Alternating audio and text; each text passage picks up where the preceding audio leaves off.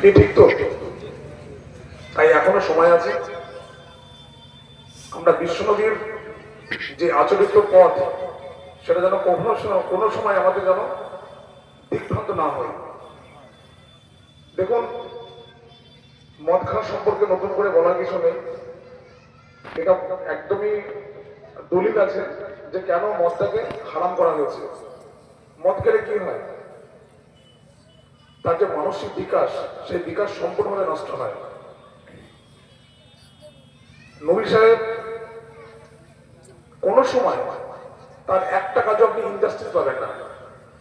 উনি যুদ্ধক্ষেত্রে যদি কোনো প্রতিপক্ষের অস্ত্র যদি হাত থেকে পড়ে যায়, তাকেও বিনা অস্ত্রে তার সাথে যুদ্ধ করতে তিনি বারণ করছেন। কি ঠিক তো নাকি? নবী সাহেব শিক্ষার ক্ষেত্রে তো বলার কিছু নেই। যে কোরআন পবিত্র গ্রন্থ, সেই কোরআনের প্রথম শর্তই ইকরা, অর্থাৎ পড়াশোনা করা। ইংরেজিতে বলে স্টাডি, রিডিং। তুমি পড়ো। পরের শব্দ ইলম, মানে যে কোনো কিছু বিনিময়ে পড়াশোনা করতে হবে, শিক্ষা অর্জন করতে হবে।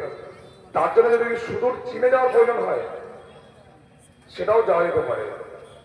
তাহলে ইসলামের বিধানের শিক্ষাকে 1 নম্বর দেওয়া হয়েছে।